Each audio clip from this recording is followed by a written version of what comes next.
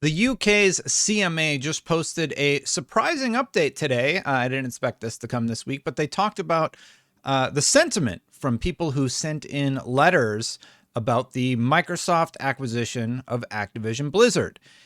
And guess what? Most people support it.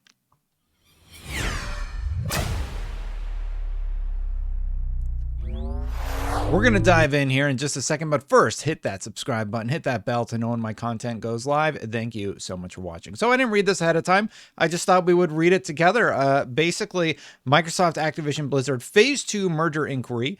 This is a summary of the responses from members of the public to the issue's statement. Now, not that long ago, we read one of the letters that were published that seemed largely in favor for the deal, and now they're posting their findings from all the letters that they found. And the part a lot of people are latching onto is that, well, first of all, they call out that they published requests asking for responses. They invited responses. They received over 2,100 emails during this period. I lied. I read the first few paragraphs in the summary. And the document provides, the one that we're reading now, is going to do a high-level summary of the views that they received from the public. It's not an exhaustive summary, and we have not included any material received that was unrelated to our merger investigation. The publication of this summary does not in any way represent an endorsement by the CMA of these views. The CMA is just saying, hey, we are just presenting the findings about how the public feels about this merger. And how do they feel? Well, they like it. Of the 2,100 emails that we reviewed, around 3/4, that's 75%. That is like 1,000. I did the calculation for the show. That's like 1,500 something of the 2,100 were broadly in favor of the merger, and around a quarter were broadly against the merger. No clear view was expressed for or against the merger by a small number of respondents. Some people just wrote in a letter to write into the CMA, I guess. The following views were expressed in favor of the merger. Sony and Nintendo are stronger than Microsoft in console gaming, and the merger will help Microsoft to compete more closely against them. I agree with that. The merger will not harm rival consoles because Microsoft has made public and private commitments to keep Activision content, including Call of Duty, non-exclusive. The availability of Minecraft on rival consoles shows that Microsoft's commercial strategy is not to take games exclusive. I'd say for the most part that's true. They have done it with Bethesda, but they have been very clear that they do not intend to do that with Call of Duty, just as they did not intend to do that with Minecraft, and then they didn't. It is unlikely that Microsoft would make Call of Duty exclusive due to its multiplayer nature. Making Call of Duty exclusive to Xbox would only create a gap in the market that could be filled by a rival cross-platform shooter game like Destiny. Yeah, so like if they make Call of Duty Xbox exclusive, the public sentiment is like that would be a dumb idea because somebody else would just fill that gap, like Battlefield or Call of Duty or Apex or Fortnite. There's a lot of rivalry there. Call of Duty has competition from a number of other games, including Battlefield, GTA, and FIFA. That's true. The merger will push Sony. The merger will push Sony to innovate, such as by improving its subscription service or creating more games to compete with Call of Duty. That's the one that's most exciting. If Sony is really feeling the heat about this, they're going to do something about it. They're not just going to curl up in a ball and die. That's not how they play. They're probably going to figure out a way to make something compelling and something that will compete with Call of Duty. They have Bungie. They have the best first-person console shooter maker in the world. I think they're going to be able to figure it out. And that's my opinion. I'm not as big of a Call of Duty fan as I am a Destiny fan. And Sony owning Bungie, I'm just like, you own the GOAT. You own the best FPS creator of all time. So like, what's going to happen there? The merger is a reaction to Sony's business model for PlayStation, which has historically involved securing exclusive content or early access to popular cross-platform gaming franchises such as Final Fantasy and Silent Hill. I wouldn't say that it's a reaction to Sony's business model. I think they're just trying to get more exclusives on their platform. I don't know if that's a point. That's a point that the public makes. That's not one that I would necessarily hang my hat up on. Microsoft plans to add Call of Duty to Game Pass. Microsoft's plans to add Call of Duty to Game Pass are pro-competitive and will lower the price of accessing games for consumers. That's true. Microsoft would not make Activision's content exclusive to Xbox post-merger because it would lose significant potential revenue from rival platforms. Microsoft will not make some Activision content exclusive. The idea that they're not going to make anything exclusive, that's actually not quite true, so I'm not sure where the public is getting that at there. I think there are games that are either in development that will be exclusive or certain things that will be exclusive. Call of Duty, not exclusive though. Consumers could revert to buying games on a buy-to-play basis if Microsoft were to raise the price of Game Pass post-merger. That's true. I don't think they could raise the price enough to beat the value that you get for it. The merger will lead to more funding and higher quality games in the industry. That's actually a good point, because the merger is going to make Game Pass more valuable. Game Pass subscribers are going to go up. That money will be reinvested into the Game Pass ecosystem, so to speak. So they'll be trying to get more people to bring games to Game Pass and create games for Game Pass. One of the arguments that I've found very strange is that this is somehow going to be bad for new creators, or it won't allow new creators to get in on the space. On the contrary, I actually think that Game Pass has been a great vehicle to allow creators to build things from scratch with Microsoft's backing. Tunic is a great example. It was exclusive for a few months, and then it was on PlayStation. I think that's a good thing. And inversely, if you look at what PlayStation did with Annapurna, who published Stray recently, I think that was a huge success for them. PlayStation said it was a huge success, and everybody was happy about Stray. The gamers were happy, the publisher was happy, the dev was happy. I don't see the negative. I don't see the negative to that happening, and I don't think anybody has made a strong case about why Game Pass is actually bad. All I've heard are good things about how it works. The merger will lead to more funding and higher quality games. I agree. The merger will allow Microsoft to provide Activision with better guidance and leadership, and to encourage it to invest more in games other than Call of Duty. I suppose, but I don't know that that's true. That's just what they're saying. People, the average sentiment was that the merger is pro-competitive in the mobile segment because it will create new options for mobile gamers and allow Microsoft to compete against Google and Apple, which are two dominant mobile platforms. Absolutely. I do think there is a nugget of truth in the idea that Xbox wants to get in on the mobile market. I don't think that's too crazy. I think it's a huge room. It has huge growth potential for Microsoft, for Sony. Sony is building up a mobile branch also. Nobody's sleeping on this particular tentpole of the industry.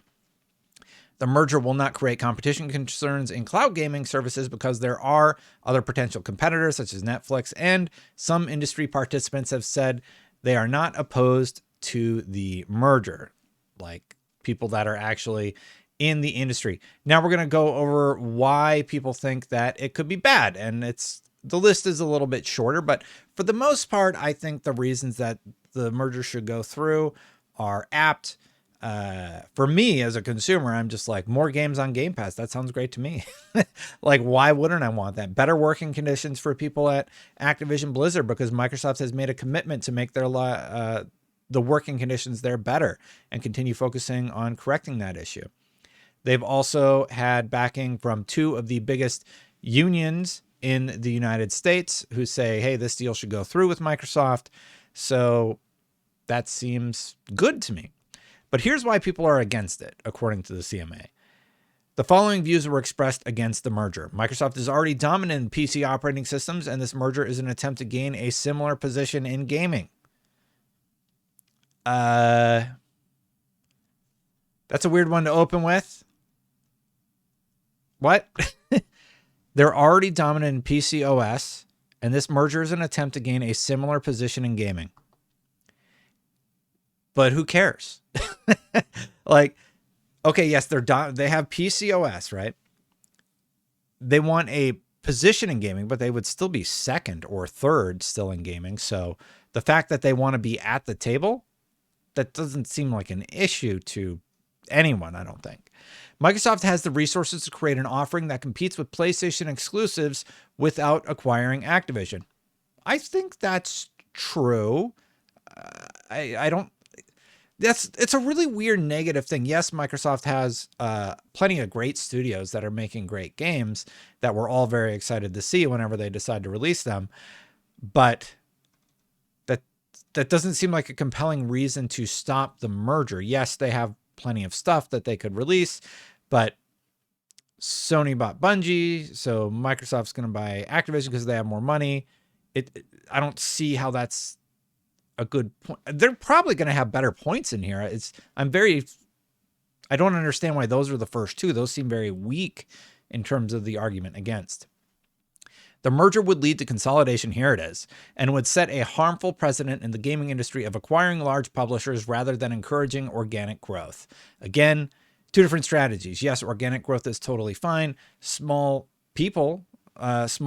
companies and publishers like EA started out small. They were just making, bootleg games basically, and they boomed into this whole thing.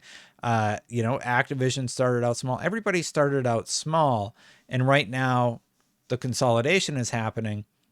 The idea that that's going to eliminate organic growth, I just think that's not accurate. These arguments I don't feel are strong at all. This would be the largest merger in gaming history, that's true, paving the way for a potential string of future acquisitions of publishers such as Take-Two, EA, Ubisoft, thereby increasing concentration in the market. I mean, I'm trying to give it the benefit of the doubt, but you can't say, well, maybe these other things could happen. Those would be investigated. And the companies that are listed, those are companies that Sony could also be at the table with, competing against. So could Embracer, so could Tencent, the big players in the market. Nintendo could be.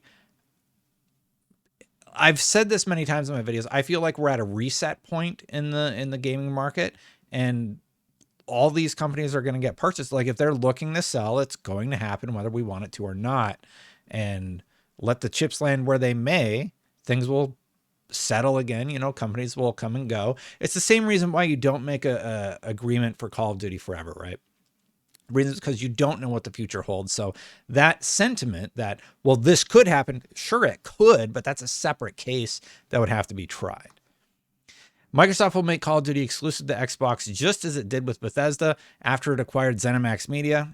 Nope, like that one's dead in the water. In 10 years, they're going to make Call of Duty exclusive. Will Call of Duty even still be a thing in 10 years? It's a bad argument. Microsoft will have the incentive to make Call of Duty exclusive to Xbox post-merger. They've already committed to not making it exclusive. Now, those letters were sent in. I almost spilt everything everywhere over here. Those letters were sent in before we knew that they were extending 10-year deals to Nintendo and PC and to PlayStation. So again, like a lot of these points were made invalid. So this will adversely affect gamers who cannot afford an additional console, and they would therefore switch to Xbox at the launch of the next console generation. I mean, that's just competition also. So like, let's say they did make Call of Duty exclusive, which they've already committed that they're not going to, because what would they want Sony to give them $1 billion every year. Sure, you can pay us, you can keep Call of Duty, give us $1 billion every year. Sounds great to us. So like that point is just like very bad. Microsoft would be able to deteriorate the quality of the Call of Duty games on PlayStation post-merger, which would cause consumers to switch to Xbox. See, here's my whole thing about these arguments against it. They're like nonsense. Now, if you look at the document that those gamers sent in yesterday, and I will have linked to it probably around the 5-minute mark in this video, if it's not here now, and I'll put it at the end also. They talk about the areas that these government agencies are actually supposed to be looking at. Will this affect your opportunities for gainful employment? Will this lessen the industry in ways where you only have Microsoft and Sony to go to? Where in the past you had Activision, Microsoft, Sony, Nintendo, and all these other places to go. By taking away that one, Activision in this instance, are you eliminating jobs and industry growth and competition for valuable employees? I think that is an incredibly strong, a much stronger case than anything that is listed on this document so far. And the fact that people like get laser focused on Call of Duty exclusivity, it's just a mistake. There's so many other things to think about here. But for some reason, nobody's making those compelling points, except for like those 11 gamers in San Francisco who decided to drop 10 grand and sue Microsoft to block the merger, which we all know that one's dead. Anyway, Microsoft can capture the multi-game subscription market after the merger because it can afford to add games to Game Pass at a loss. That's Game Pass is profitable, so like that's dead. Microsoft is already dominant in cloud gaming, and the merger could affect the future new entrants into that space. That's probably the strongest one that I've read this far. I'm just disappointed in these negative remarks because they're bad. They're not strong, compelling arguments for why this would be negative. And I feel like I made a video about the strongest arguments against the merger, right, a while back. And they don't even mention that here. Everybody's just talking about Call of Duty. Like, yes, it will be harder for people to get into cloud gaming if Microsoft has a foothold here. I think that's the only point on this that I've seen that is pretty strong. Otherwise, the rest of it has been either already disproven or I think even the CMA said some of them were incorrect. Anyway, the merger will raise barriers to entry for smaller studios and independent developers. That's, again, we've seen Microsoft support tons of smaller studios. And if anything, both Sony and Microsoft are going to be going out to smaller studios to get games like Stray, to get games like Tunic on their platform first. And they're going to use the money that they get from PlayStation Plus and from Game Pass to do so. And finally, the merger will lead to an increase in Microsoft's bargaining power in relation to game publishers. Again, I talked about this in yesterday's video. Very disappointed in the against argument. Sorry, like if you're against it and these are any of your points, I feel like maybe one of those can be utilized in an argument. Go watch my video from yesterday where I talk about the gamers who are suing and sort of like the points that I don't feel like they make very well. But the points that they do make very well are about how this has reverberations for employees. And I think that's the concern that they should really be going for, even with the union support. I feel like there's a thread there that they could begin unraveling and really dive into. But these arguments, they're not it.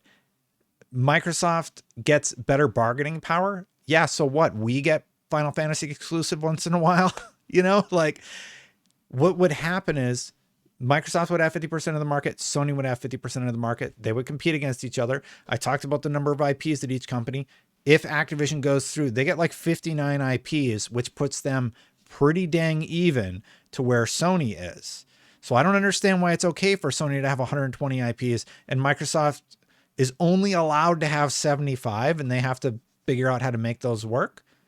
Well, Sony has 121, I think, after the Bungie merger. And I think with Activision, Microsoft is at 119 and Sony is at 121. I feel like that isn't that insane or that crazy to imagine a world where the market is then 50-50 and these two compete against each other. So those were the responses. We went over the positive ones. We went over the negative ones. That's the whole video. Thank you so much for watching. I don't plan on making longer videos, by the way. I like to keep them around 10 to 12 minutes. But some of these topics, I don't really want to break them apart unless I need a day off and I'll break them apart if I'm being honest. But yeah, very interesting letter. Thank you so much for watching. Thank you so much to the members for supporting my work. I greatly appreciate it. Click that join button right down there. Ding. Where's the thing? Ding. And I used the overlay that I made here. It's from when Game Pass developers were talking about how happy they are with profits from Game Pass from 2021 back in March. That hasn't changed. I really want to update that video because there have been so many more positive stories. Anyway, I mentioned the video earlier. Go see why those gamers, a lot of people think PlayStation gamers are suing Microsoft to stop the deal. Hit that subscribe button. I appreciate you, and I'll see you for the next one. Bye for now, everybody.